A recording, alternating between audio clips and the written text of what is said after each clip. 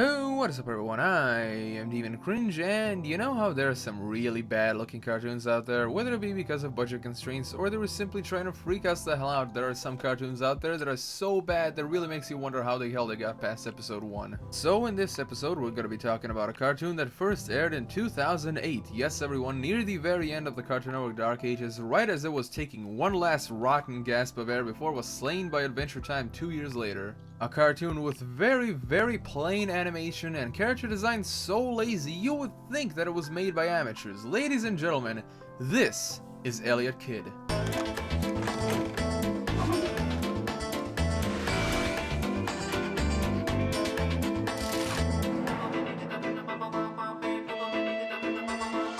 Now, I know what some of you might be thinking. You're probably thinking at first glance this show may not look all that bad, but honestly folks, we're gonna be getting into that pretty soon, so yeah, just hold out your asses and sit back and relax and watch the carnage unfold. Like a lot of CN Dark Age shows, this one also doesn't have a lot of info on it online because it pretty much seems like Cartoon Network was so embarrassed by shows like this that they pretty much scrubbed everything clean.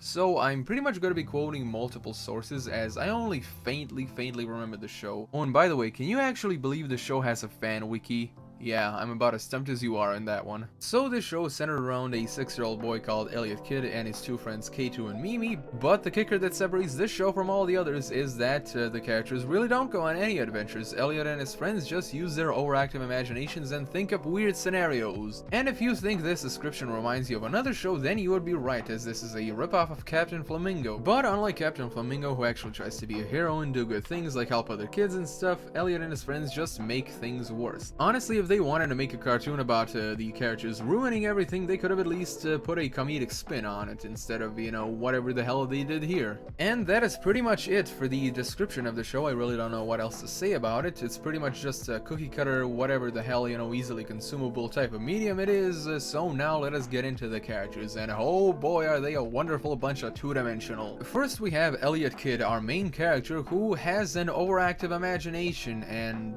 that's pretty much it. Yeah, he only has one trait, and yeah, they really don't try to do anything else with him. They did try to do it in one episode that I'll be talking about, but yeah, they really don't develop his character at all. Next we have K2, one of Eliot's best friends, who goes along with pretty much everything Eliot says without thinking for himself, and like Eliot, he has no interesting trait other than his overactive imagination. Another one of Eliot's best friends is Mimi, who on the other hand, while being just like K2 in the sense that she goes along with Eliot's shenanigans, actually has something else to her character. Yes everyone, she actually has another trait.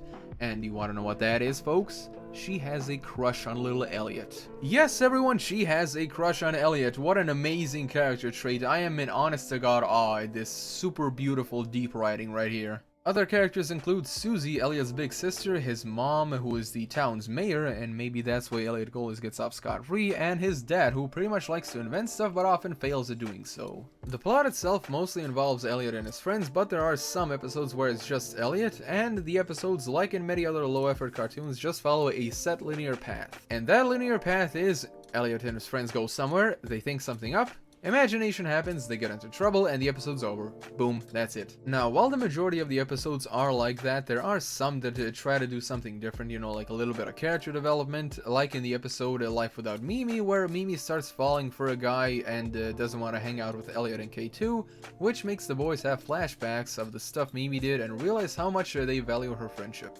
But the episode just falls flat on its face, as they could have made an episode that has a lot of character development and carries a good moral lesson, like for example, you should cherish the people that you're friends with because they may not be around here forever. They instead pulled a huge bait and switch. You know, the episode basically leads up to something, you know, like, oh my god, they're gonna learn something, they're finally gonna, you know, teach something valuable and all that, but no, it's just about the imagination. Yet again, just about the overactive imagination. So here's what they did wrong in this episode. First thing they did is that Mimi ends up falling for the guy for no apparent reason other than the guy starts telling her made-up stories that are literally no different than Eliot's made-up stories, basically making Mimi out to be really stupid and very naive. Now, the second thing they did wrong is that this new character that just appears for this one episode, it pretty much has no other other qualities other than he can make up stories and all that, which pretty much makes him an older, smug version of Eliot. And the third and biggest thing they did wrong in this episode is that instead of having Eliot basically tell Mimi how he feels, you know, that he values her friendship and that she's a valued member of the group and all that, he basically ends up challenging the new guy to a story-off just to see who has the stupidest made-up stories. Yes, everyone, they honestly had a good chance at making an episode that carries a good moral lesson, you know, the difference from the super linear plot and all that stuff, but unfortunately they basically just stuck to the usual, you know, about the imagination, you know, nothing else, no substance, no depth, no good writing, no character development. It's just about the imagination, because why would it be about anything else? And by the way, folks, this is pretty much the only episode that I could find that differs from the super linear plot, at least somewhat, you know, and I honestly don't have the patience to watch 2 seasons of this to look for other episodes, so yeah, that's pretty much it. And now, folks, we get to talk about my favorite aspect of this show, the animation, and oh my god, the animation is about as simple as you can get, and it honestly goes hand in hand with the effortless character design. Like any cheaply made sea and dark age show, the characters are just made up of simple shapes to cut the animation budget by a million, and if you don't believe me, they literally drew a woman with one titty. Now, the lip syncing in this show is so bad that it pretty much seems like it's delayed all of the time, and sometimes there really is no mouth movement at all. If you'd listen to me, we'd still be safe and sound at school. Don't worry, Mimi. This is gonna be fun. Let's go. Come on. This is gonna be fun. Let's go. Come on.